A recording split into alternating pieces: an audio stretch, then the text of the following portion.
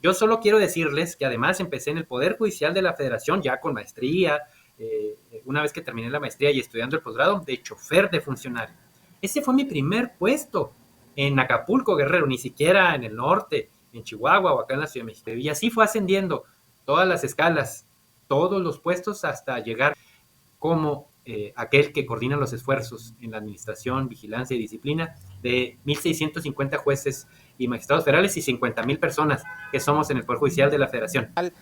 Quisiera indagar sobre tu visión respecto a las cualidades y enfoques necesarias que debería de contar un juzgador en esta reforma judicial. Es encontrar una manera de integrar, de interpretar o de aplicar la justicia más transparente de cara a la sociedad, sin formulismos y apegada a un principio de realidad. Esto es, ¿qué pasa allá afuera?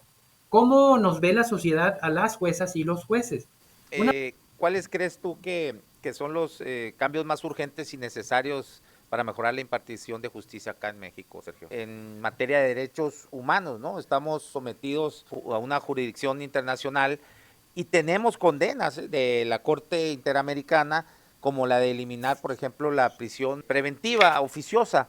¿Cómo crees que el sistema judicial debe adaptarse para abordar los nuevos desafíos legales que estas nuevas herramientas tecnológicas pues pueden presentar?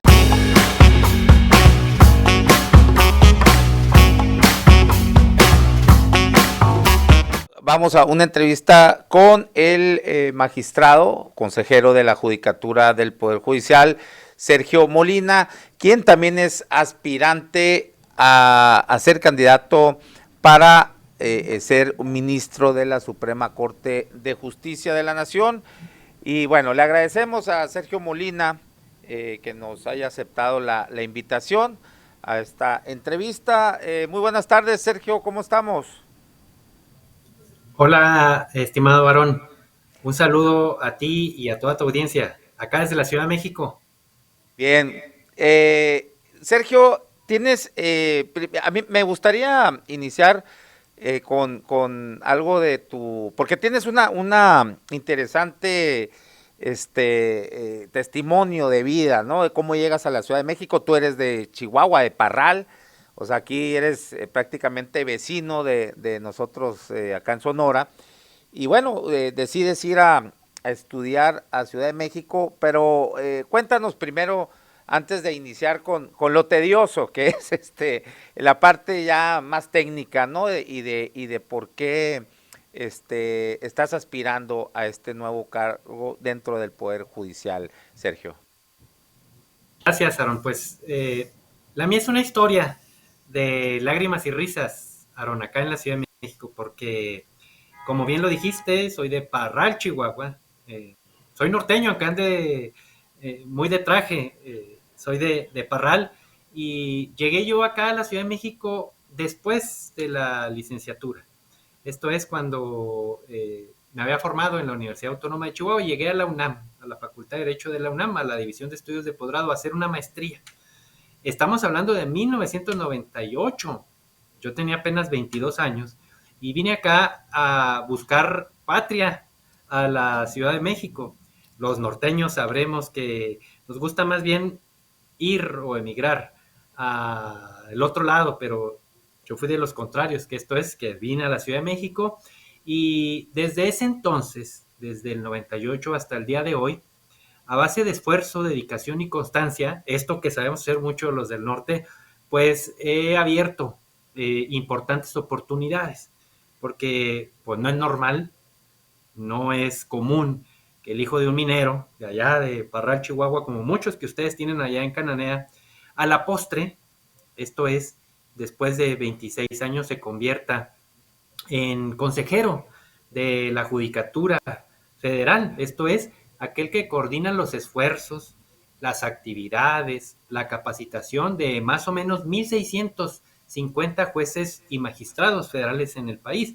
De tal suerte que la mía, como la de muchos mexicanos, es una historia de éxito. A partir de la constancia, dedicación y empeño, pues estamos en estas tierras, Aaron. No quisiera mucho hablar de mí mismo, sino de las preguntas que tú y tu apreciable audiencia mantienen.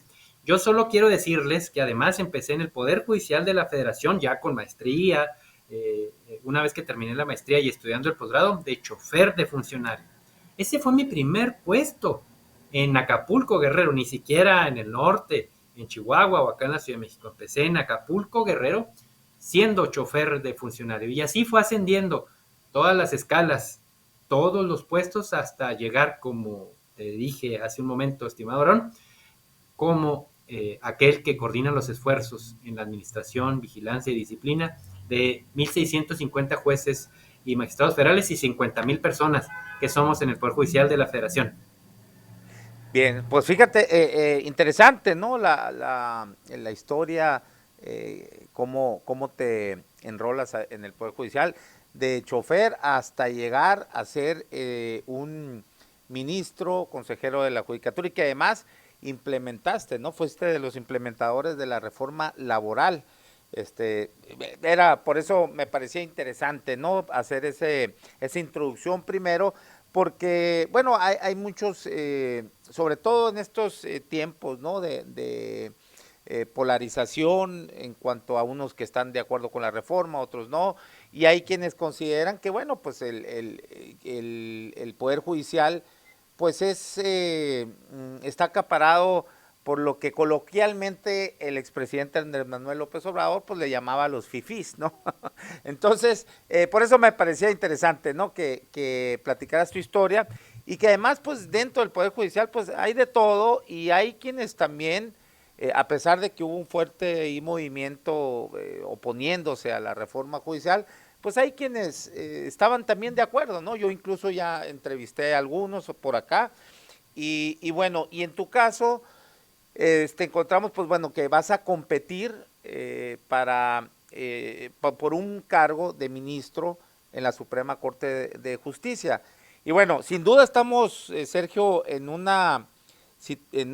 momento histórico de nuestra manera de cómo relacionarnos con los poderes, sobre todo con el Poder Judicial. Hablo de la ciudadanía, cómo se va a relacionar con el Poder Judicial. Ahora vamos a ser nosotros quien vamos a elegir a los juzgadores y bueno, eso es pues es histórico el momento que estamos viendo, sea bueno, sea malo, vamos, sin juicios de valor, ¿no?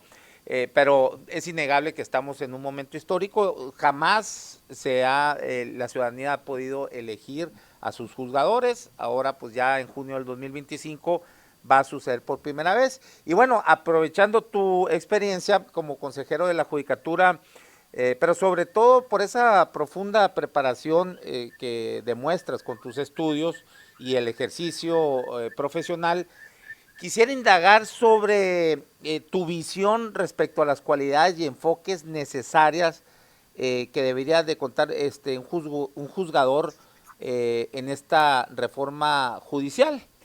No sé qué es lo que consideras tú que un juzgador qué cualidades debe de tener, Sergio. Aarón, has tocado elementos fundamentales, hasta parece que estudiaste la reforma a profundidad y fuiste legislador porque la conoces muy bien. Yo quiero nada más comentarle a tu auditorio un poco el contexto en el que nos encontramos. Bien lo señalaste, estamos en la más grande reforma judicial que hayamos tenido en la historia. Más o menos 200 años de vigencia tenía un modelo y se ha cambiado con esta nueva reforma judicial. Bien lo señalaste. Podemos estar o no de acuerdo con la reforma. Muchos compañeros en lo personal trastocó la reforma los modelos de vida, las proyecciones que se mantenía con la familia, con los amigos, con el trabajo, porque esto cambia totalmente y de tajo la manera en que estábamos vinculados con la reforma. Y lo he dicho en otros foros y lo digo en el importante foro que tú mantienes en La Polaca. Podemos estar de acuerdo o no con la reforma y podemos seguir discutiendo si fue lo mejor, si no fue lo mejor, si fue muy rápida, si no fue muy rápida, si nos escucharon, en fin, todo lo que se ha dicho. Sin embargo, Aarón, yo he sostenido y lo sostengo en tu importante programa que es hora de construir, es hora de la unidad, y es hora de ver hacia adelante. Porque si nos quedamos, como decimos en el norte, Aarón, enclochados con el mismo tema, pues no vamos a avanzar y vamos a ocasionar una incertidumbre, una inquietud en las ciudadanas y en los ciudadanos que ven que en el Poder Judicial de la Federación y en los poderes judiciales locales solo existe encono y solo existe discusión sobre un tema que, como bien lo dijiste, es bien difícil de entender. Entonces, yo te propongo y hago votos en tu importante programa para que demos vuelta a la página y que podamos seguir discutiendo, pero ya no se detengan las acciones que corresponden. Y en eso me voy a enfocar a partir de tu importante pregunta, Aaron. Es decir, ¿qué es lo que viene? Bueno, algunos, muchos, mexicanas y mexicanos, decidimos avanzar en esta nueva construcción, en esta nueva visión, que implica que salgamos a las calles, que mostremos a la sociedad la valía de nuestras personas, de nuestros estudios y de nuestra visión para aplicar el derecho. Estamos en una etapa en donde, una vez que se ha establecido una convocatoria por el Senado de la República, algunas y algunos decidimos inscribirnos para ocupar diversos cargos. El más alto cargo en México que ocupan las juezas y los jueces es la Suprema Corte de Justicia de la Nación. Y ahí se van a elegir a las ministras y ministros por primera vez en estos 200 años de vida independiente. Es decir, la ciudadanía, tú, Aaron, yo y todos los que siguen tu programa pueden ir a determinar con su voto quiénes son las personas que consideran que por sus capacidades, cualidades o conocimientos pueden resolver en su consideración de mejor forma la justicia. En ciertos casos se busca que se mantenga una visión eh, menos formalista del derecho. El derecho es uno y las reglas están vigentes porque el Poder Legislativo no las da. Y los jueces, pues, la aplicamos.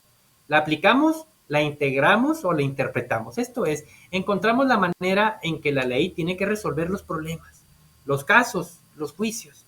Y de esta manera es como se aplica el derecho, se resuelven las controversias entre las partes. Y lo que buscamos, en mi caso, es encontrar una manera de integrar, de interpretar o de aplicar la justicia más transparente de cara a la sociedad, sin formulismos y apegada, diría yo, Aarón, a un principio de realidad. Esto es, ¿qué pasa allá afuera?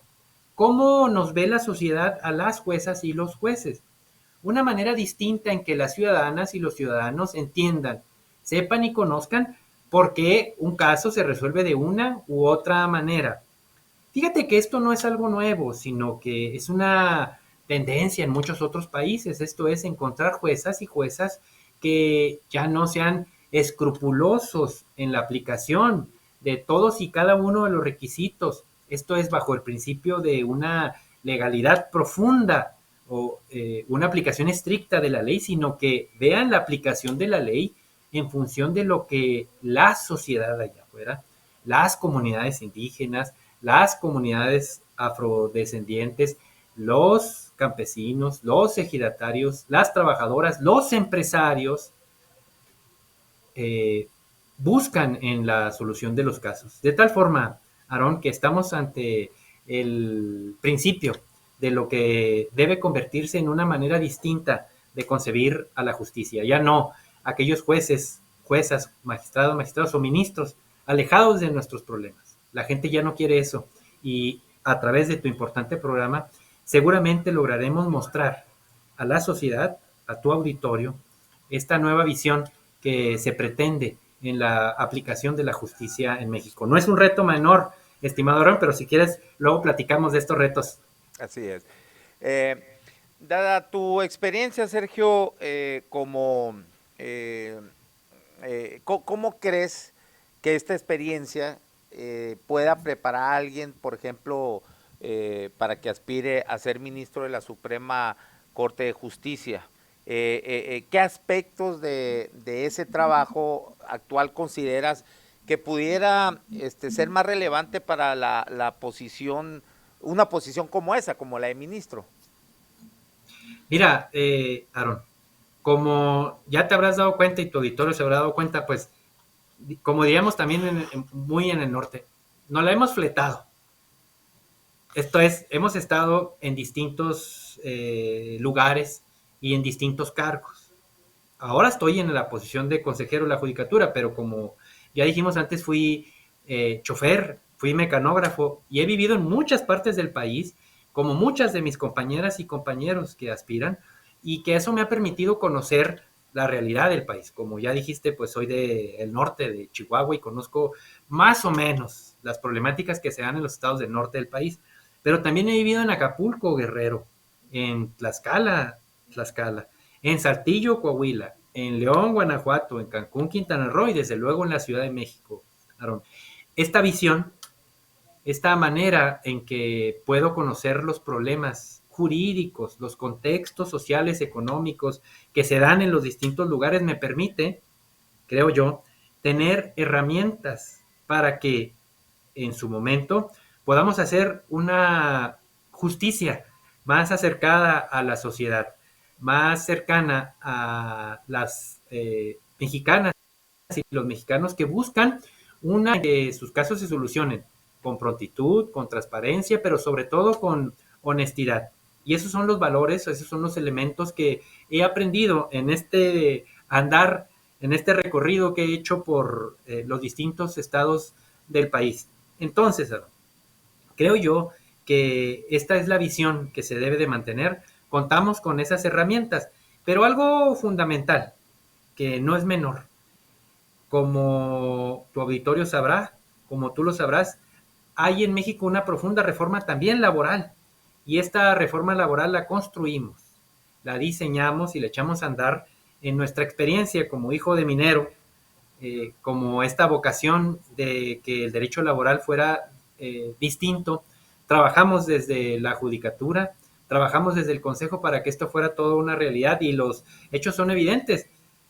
Si antes el salario era menor, esto se deriva de una reforma laboral. Si ahora tienes para comprar o adquirir mayores elementos gracias al aumento al salario mínimo, allá nuestros amigos de la frontera, allá de Nogales, sabrán cómo ha aumentado el salario mínimo, pues se deriva de una reforma laboral. Y en lo personal, en lo profesional, como norteño además, pues participamos en esa reforma. Entonces consideramos, Aaron, que tenemos ciertos elementos, ciertas herramientas y cierta visión para poder resolver la justicia desde otro punto de vista.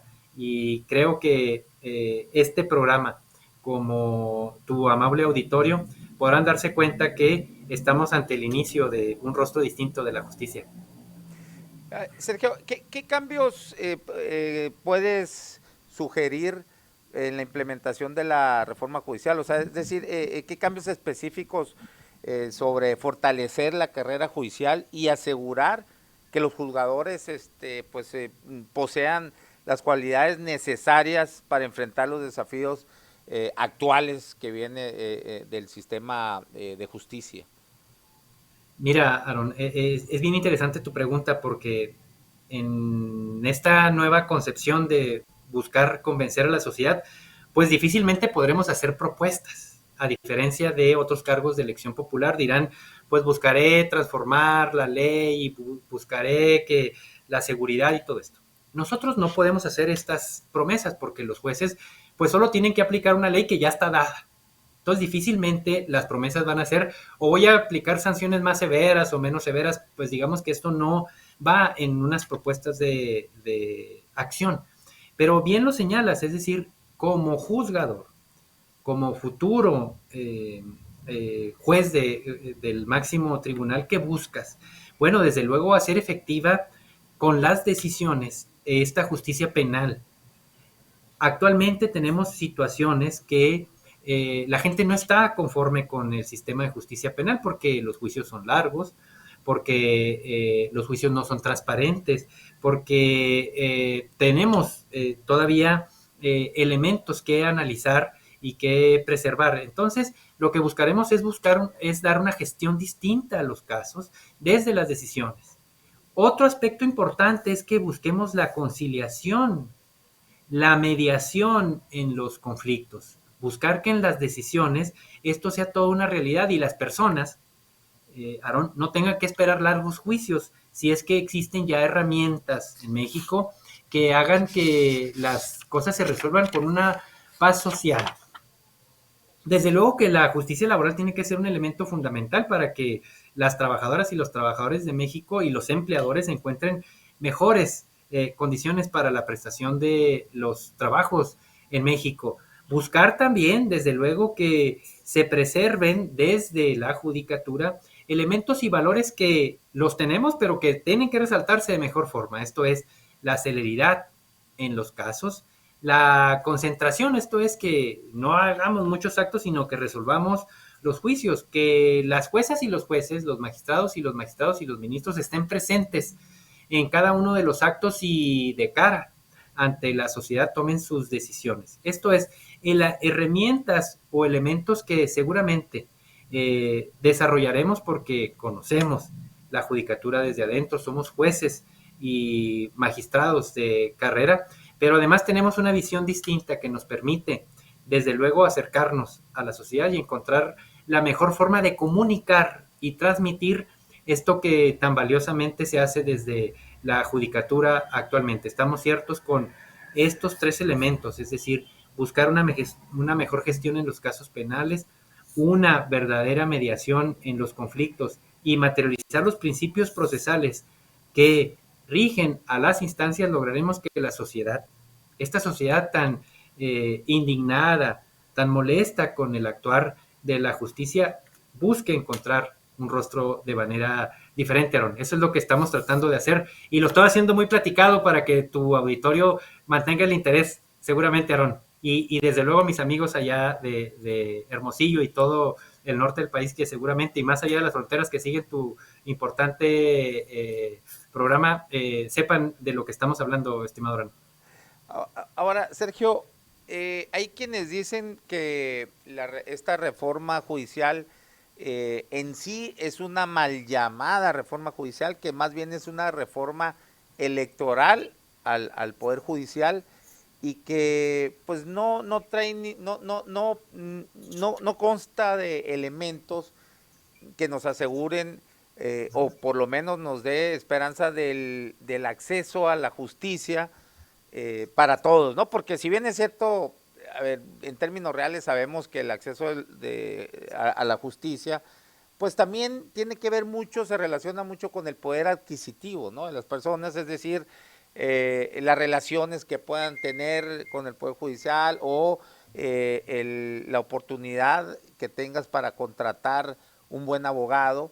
Y entonces quienes demeritan esta reforma dicen, bueno, no hay nada aquí, es solamente una reforma judicial y otra es que si no se reforman las fiscalías, los ministerios públicos, que es de los primeros filtros para el acceso a la justicia, pues no se va a poder llegar a mucho. ¿Tú qué opinas sobre esto, Sergio Molina?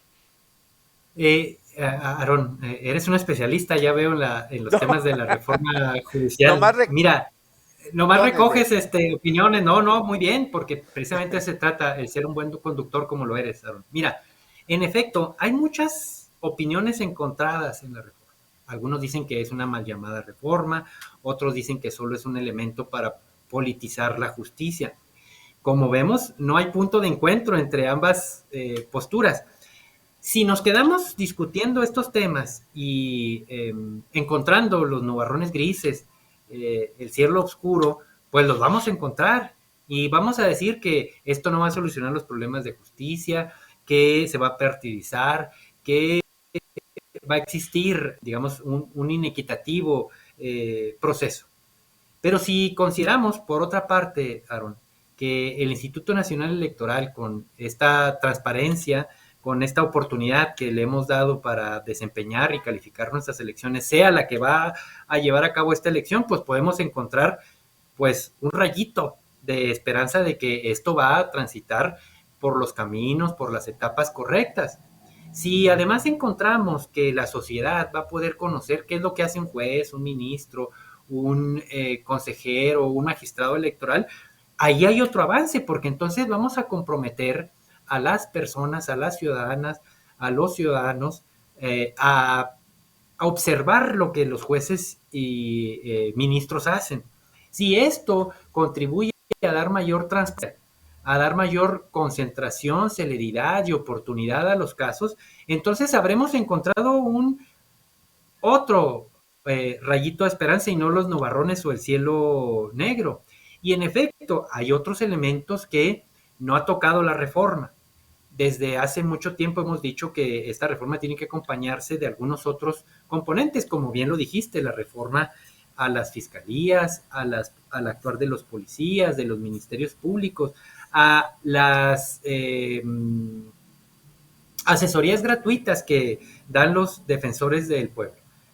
Finalmente, son los legisladores y las legisladoras los que tienen que acompañar a la reforma. Entiendo que lo están haciendo y lo van a hacer en su momento, pero este ha sido el primer elemento, es decir, cambiar el rostro de la justicia, dar a los ciudadanos el poder para que ellos puedan decidir y encontrar entre los ciudadanos y las nuevas juezas y los nuevos jueces un renacer de la judicatura. Lo he dicho muchas veces, Aarón, estamos ante el preludio de convertirnos en el ave fénix, en estos que vamos a emerger, los nuevos y los que en su momento queden en estas elecciones como el nuevo Poder Judicial, de cara a la sociedad y de cara a este acceso a la justicia que tanto reclaman. Es el primer paso, Aaron. Esperemos que sigan muchos más y la sociedad vea con interés este proceso y vea reflejado en sus casos, en sus problemas, una solución justa. Eh, bueno, la misma presidenta lo ha declarado en varias ocasiones, ¿no? De que vendrá una segunda etapa en reformar las fiscalías y los ministerios públicos. Eh, bueno, tú como consejero de la judicatura, pues te has visto involucrado en decisiones administrativas y disciplinarias, ¿no? Que quizás impacte poco socialmente, pero, a ver, vamos a imaginar que tú eres ministro de la Suprema Corte. ¿Cómo garantizarías la independencia judicial desde el rol de ministro, especialmente en casos pues que pudiera tener implicaciones o presiones de política, o sea, presiones políticas o mediáticas así muy significativas? ¿Cómo pudieras tú garantizar o cómo crees que un ministro pudiera garantizar esa independencia en sus decisiones, en sus resoluciones, Sergio? Qué importante pregunta haces, porque seguramente tu auditorio de La Polaca se va a estar preguntando, bueno, ¿y cómo vamos a garantizar que sean independientes? Bueno, por una parte, porque Perdón que tú, te interrumpa ¿no? aquí, porque me faltó y es importante, porque mucho se ha dicho, Sergio, que bueno, que toda esta reforma, el fondo, claro, lo dicen los detractores, ¿no? De la reforma, el fondo es acaparar el poder judicial, que ya no sea independiente y que, bueno, algunos señalan por cómo se han conformado los comités de evaluación, pues ya es muy claro, o sea, con gente relacionada con la 4T, sobre todo los comités de evaluación de tanto el Poder Legislativo como el Ejecutivo, y que bueno, ahí van a ir filtrando y van a llegar las personas a modo a la boleta, ¿no? Entonces, por eso era la pregunta, ¿no? ¿Cómo crees tú que podría garantizarse esa independencia de los, en este caso de los ministros de la Suprema Corte? Bueno, siempre hemos sido independientes, Aaron.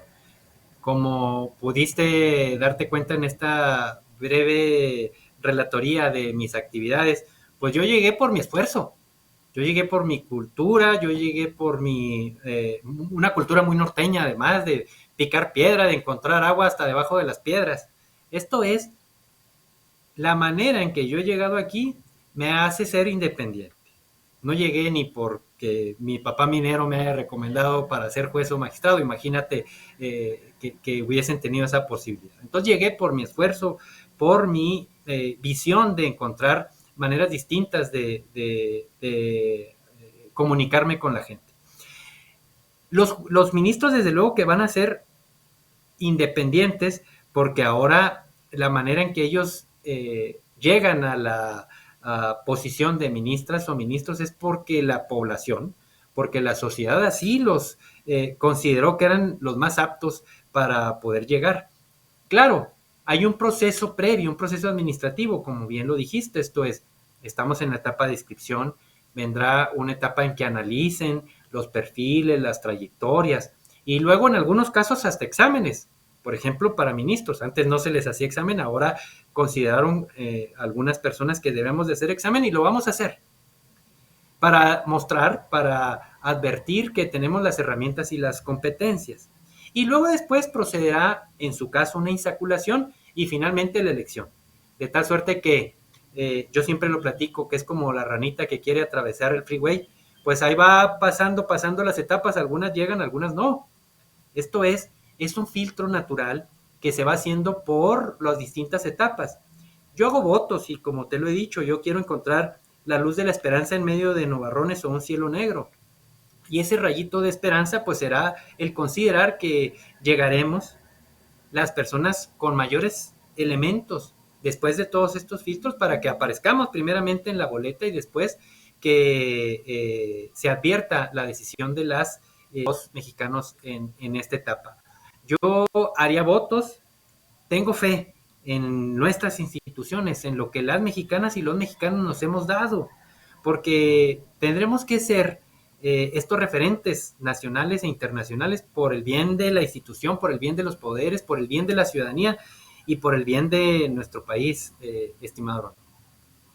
Y considerando esto, ¿cuáles crees tú que son los cambios más urgentes y necesarios para mejorar la impartición de justicia acá en México, Sergio? Bueno, lo hemos señalado con antelación. ¿Cuáles son los elementos más importantes? Establecer un modelo de gestión distinta en los casos penales. Tendremos o tenemos distintas áreas de oportunidad o distintos problemas para resolverlos. Esto es, los juicios se siguen retardando, pese a la idea de que estos fueran más ágiles y más cercanos a la ciudadanía. Tenemos una reforma al modelo en que se van a resolver los casos familiares y los civiles.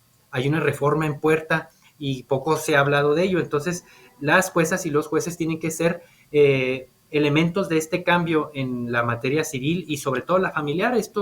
Los problemas que se refieren con los niños, las niñas, los divorcios, las herencias, todo esto es una manera distinta y seguramente lo encontraremos.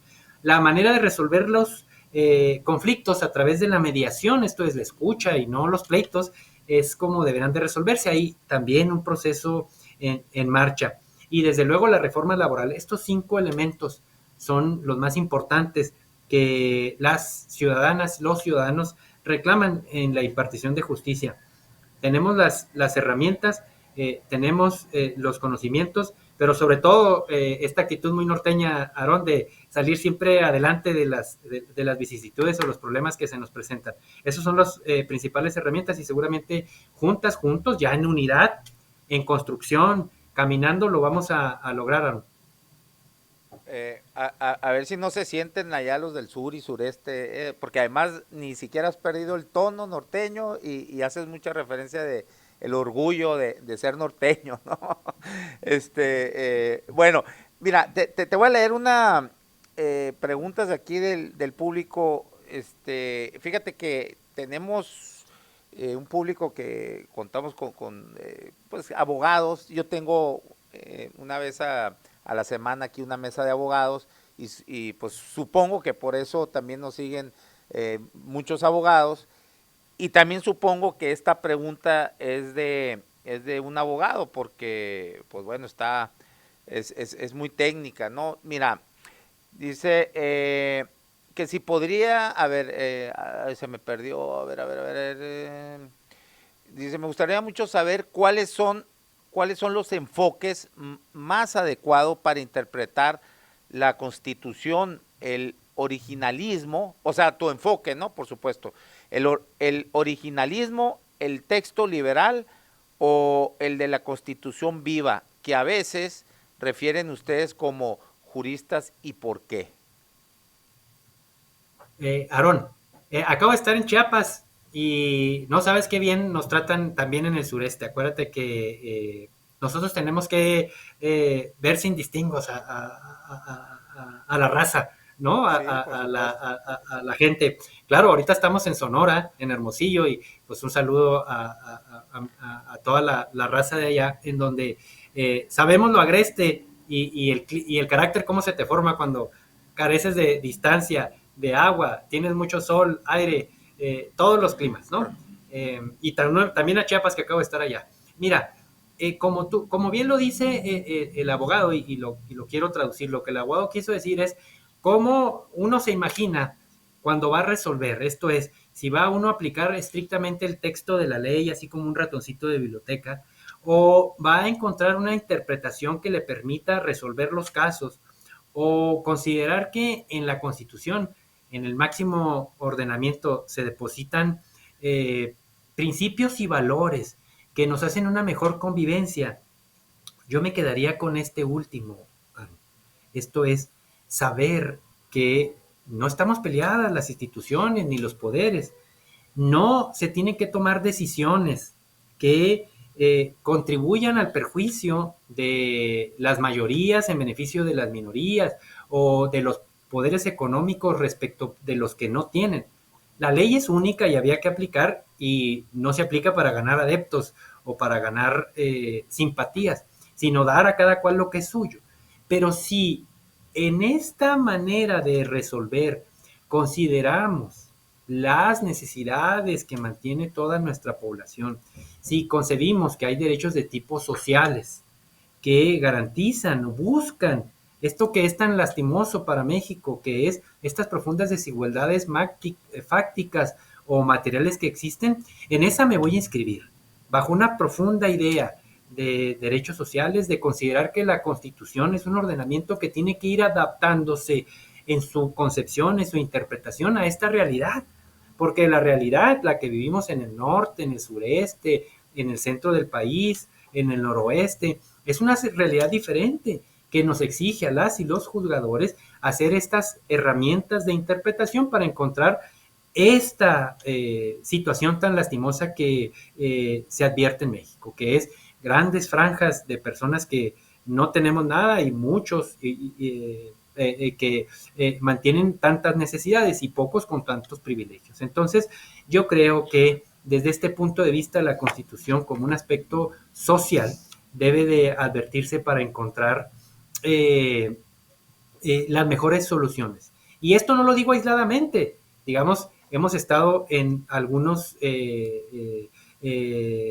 ciudades del país dictando estas sentencias. Solo pongo dos ejemplos. Cuando estuve allá en Saltillo era el año 2002 y amparamos a personas, por ejemplo, una pareja de mujeres que habían tenido que ir a la Ciudad de México para contraer matrimonio y luego se fueron a Saltillo para poder registrar una otra al Seguro Social. Estamos hablando del 2012. Desde entonces dictamos sentencias innovadoras para proteger a estas personas, en este caso del mismo sexo. Y luego me acuerdo amparar aquí a otra mujer que dio a luz allá en un basurero en la sierra de Durango, bajo la consideración de que se estaba estigmatizando por su condición de pobreza. Esto es la manera en que tendremos que visualizar la justicia, sin ataduras, de cara ante una realidad cada vez más reclamante de nuestra visión, Aarón.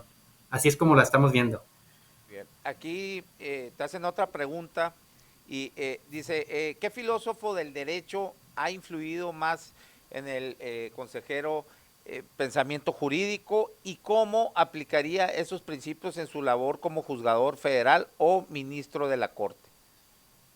Mira, Aarón, yo he tenido muchos maestros aquí en la Universidad Nacional, en Chihuahua, en otras partes del país en que hemos estudiado.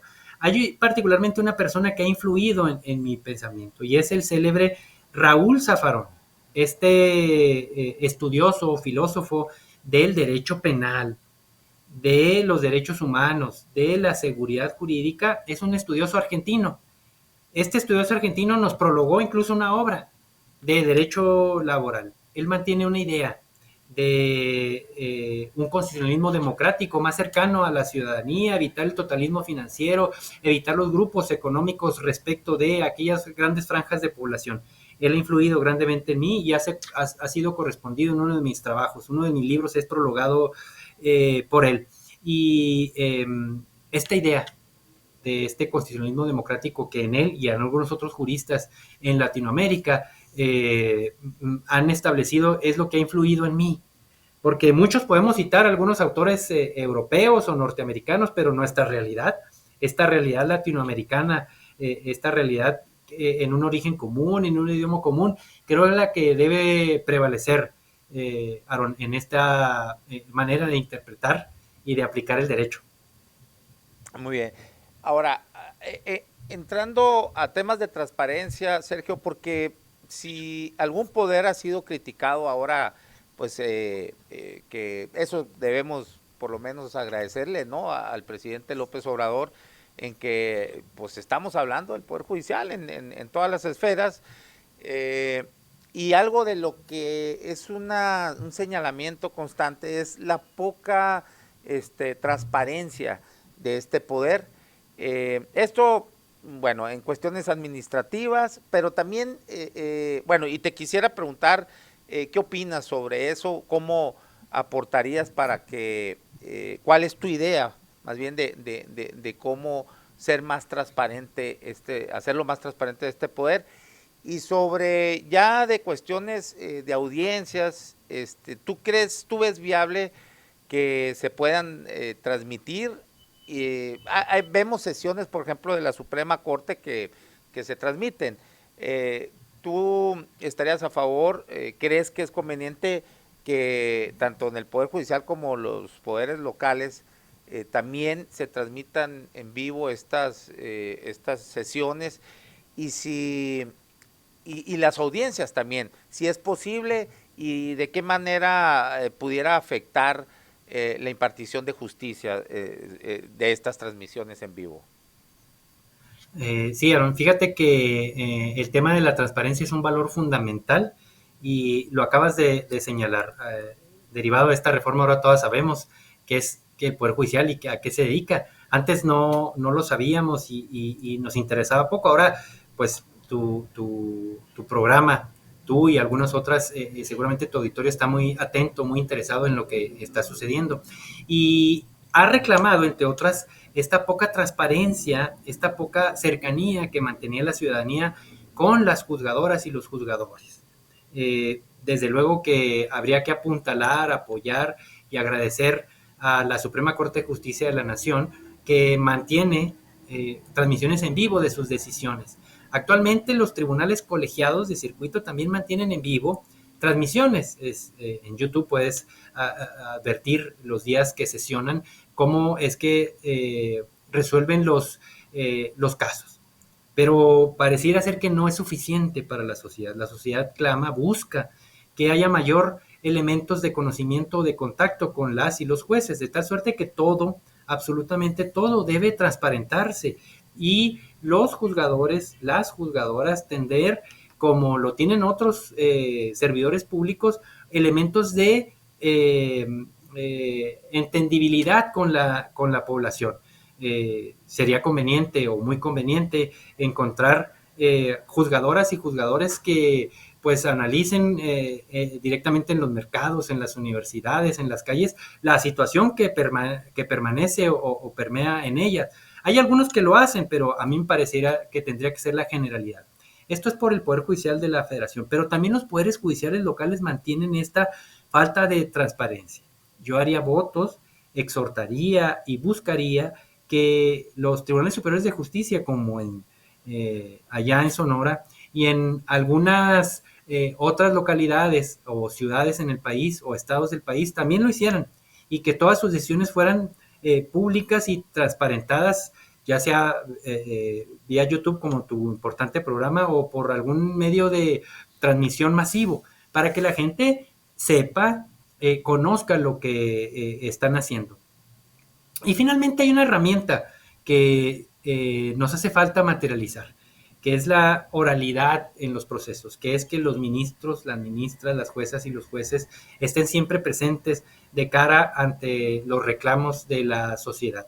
En materia laboral, en materia familiar, en materia mercantil, en materia penal, ya el juez esté presente en las audiencias, pero no es en todos los casos. Entonces, busquemos que la oralidad, este principio del juez presente en las audiencias, muy cercano a la gente, se lleve en todos los ámbitos. En esa medida alcanzaremos ser más transparentes, más cercanos a la sociedad y atender de manera directa sus reclamos, Aaron. A ver, formamos parte de comunidades internacionales acá en la región en materia de derechos humanos, ¿no? Estamos sometidos a una jurisdicción internacional y tenemos condenas de la Corte Interamericana como la de eliminar, por ejemplo, la prisión preventiva oficiosa. En tu opinión, ¿cómo se debe de equilibrar esta protección de los derechos humanos con las necesidades de la seguridad nacional en los casos que involucren medidas antiterroristas, por ejemplo, ahora que está tan de moda con nuestros queridos vecinos del norte, o simplemente la vigilancia? ¿Cómo tratarías de equilibrar esto, Sergio, imaginando que fueras un ministro de la Suprema Corte? Sí, como tú lo señalas, Aaron, no es sencillo compaginar entre lo que restringen la libertad, como esta prisión preventiva, con las necesidades de la población, que pues tendremos que a estas personas privarlos de la libertad para que no cometan algunos otros delitos. No es un tema sencillo de resolver, porque por una parte está proteger el derecho de los que cometen delitos, pero también el de las víctimas. Y las víctimas pues pueden ser al momento en que se comete un delito o los posteriores si es que no se aplica la prisión preventiva. Se han hecho muchos esfuerzos de México por establecer estos mecanismos. Uno de ellos es ampliar el catálogo de delitos y establecer que un mayor número de ellos ameritan esta prisión preventiva. Esto de cara a un reclamo de la propia sociedad que así lo exige. Entonces, mi papel será ser sumamente cuidadoso en estos casos. Buscar el equilibrio entre garantizar el derecho de las víctimas para que no se sigan cometiendo más casos, pero también el de los probables o presuntos delincuentes, porque nadie puede ser considerado delincuente hasta no tener un justo juicio. Entonces, procuraré ser sumamente equilibrado, sin desconocer ambas posiciones, sin desconocer la dificultad que mantenemos, porque una realidad es evidente.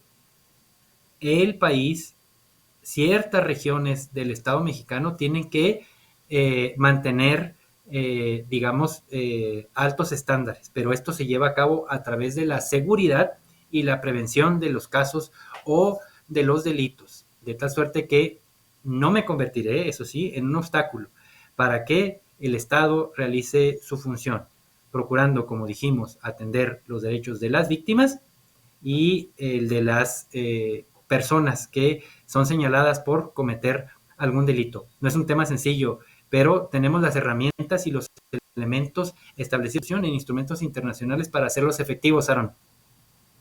Bueno, por último, ministro, consejero Sergio Molina, a ver, sin duda ha habido un avance en las tecnologías y sobre todo la inteligencia artificial.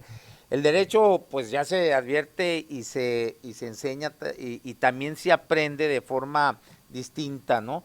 Entonces, esto, ¿cómo crees que el sistema judicial debe adaptarse para abordar los nuevos desafíos legales que estas nuevas herramientas tecnológicas pues pueden presentar?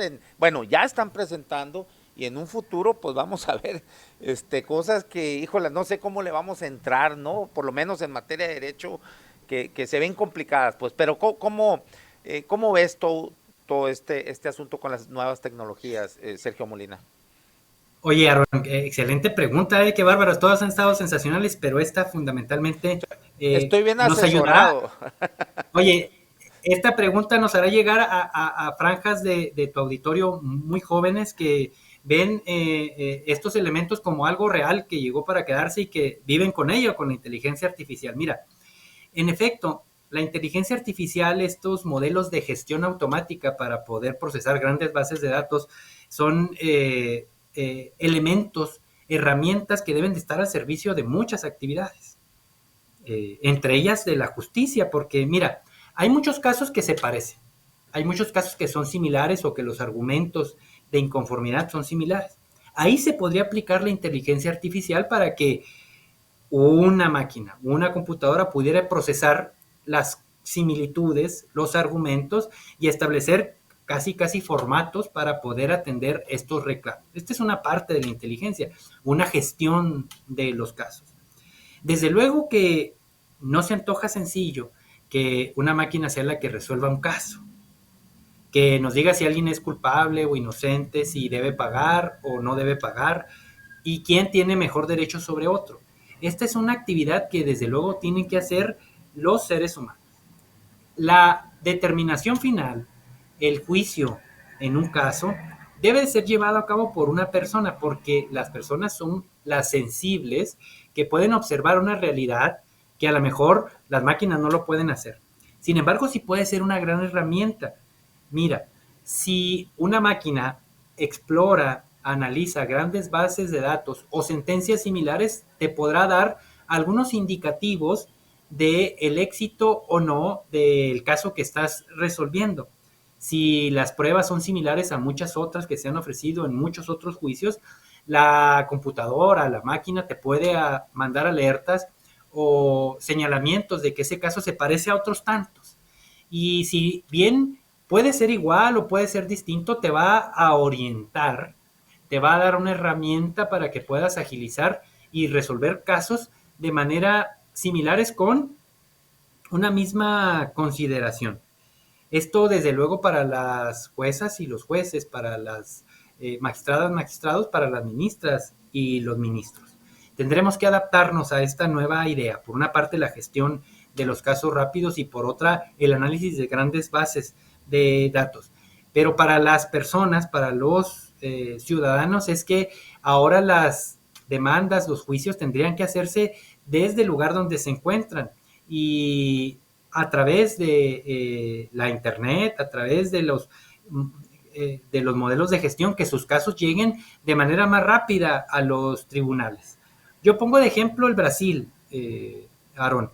He estado algún par de veces por allá y allá, ¿qué crees? Que todos los casos ya son digitales, ya no hay expedientes, no tienen más expedientes como nosotros sí los seguimos manteniendo. Brasil, al igual que México, es un país en vías de desarrollo y si ellos pueden, también nosotros podemos, no solo que ellos jueguen buen fútbol, también nosotros podemos llevar los casos a través de las tecnologías de la información, de la inteligencia artificial y yo seré un principal precursor, como lo he sido, Aarón, de que la era digital llegó para todas las áreas, entre ellas para el derecho. Sí, qué importante es digitalizar todo lo que mencionas, porque bueno, aquí por ejemplo tenemos casos hablando en materia inmobiliaria, por ejemplo, donde cada gobierno estatal viene, anuncia y anuncian millonadas en recursos para digitalizar escrituras y todo lo que conlleva, ¿no? Con los temas inmobiliarios. Y pues no sabemos qué sucede porque ahí están las bodegas, siguen que se pierden escrituras, documentos. El sexenio pasado hasta se robaron, dicen, no sé, 2.500 volúmenes. Imagínate lo que pesa eso, pues no sé qué ratero se le ocurra robar todos esos papeles, ¿no? Que, bueno, cosas por el estilo, ¿no? Pero qué importante que señales esto, Sergio. Te voy a leer algunos comentarios del público, porque algunos nomás, porque no voy a poder, generaste muchos comentarios, pero pues ya por el tiempo que nos apremia, te voy a leer algunos comentarios. A ver, dice el abogado Darbel López, dice, dile que lo felicito de mi parte por la claridad de sus ideas. Es muy bueno pronunciarse en relación con la reforma, cualquiera que sea la orientación de su postura. Bien, bueno, ahí está. Dice por acá también, dile que híjole, se me perdió, es que entran más comentarios y se me mueven acá. Perdone, aquí, a ver, vamos a buscar más. Dice Dante Galván, listos para ilustrarnos con los diálogos de personas cultas como este ministro. Alexis Arellano, muy importante conocer a los aspirantes. ¿Qué opina Sergio de los trabajadores del Poder Judicial que hicieron protestas? No sé si quieres responder esa antes de seguir. Como les comenté, Aaron, la reforma cambió la vida, los destinos, la organización de muchas compañeras y compañeros. Como te dije, somos un poquito más de 50,000 personas. Siempre son muy respetables las decisiones que algunos hayan tomado frente a la reforma. Algunas compañeras y compañeros en el uso de su derecho decidieron manifestarse, siempre lo respetamos hasta que fuera tolerable. No podíamos seguir, con una actividad tan importante del Estado, con una función del Estado mexicano detenida. Un poquito más de 3 meses me parece que ya era suficiente para la protesta. Desde luego que hemos dictado medidas para que los derechos sean reconocidos y lo seguiremos haciendo, pero frente a los derechos de las trabajadoras y los trabajadores también existen los derechos de las ciudadanas y ciudadanos que reclaman justicia. Entonces, si de por sí los casos se atrasan y con 3 meses sin trabajar, pues yo creo que podíamos pensar si era el momento o no. Desde luego que son muy respetables y estamos siempre apoyándolos. Bien, dicen acá también Dante Galván, qué gran invitado tienes, Aarón, habla de trabajo y no de él, nos dicen por acá. Qué bonita historia de vida tiene el ¿qué? Magistrado. Ok, bueno, perdón, es que se me mueven aquí los comentarios. Bueno, Sergio, algo más que desees agregar que no te haya preguntado y que quieras que no se te pase. No, desde luego que esté toda la ciudadanía muy presente de este proceso inusual, inaudito, referente para muchas partes del mundo, que ahora van a tener en sus manos, en su decisión, quiénes los van a juzgar y quiénes van a resolver sus casos, sus conflictos o procurar que las cosas en la impartición de justicia cambien.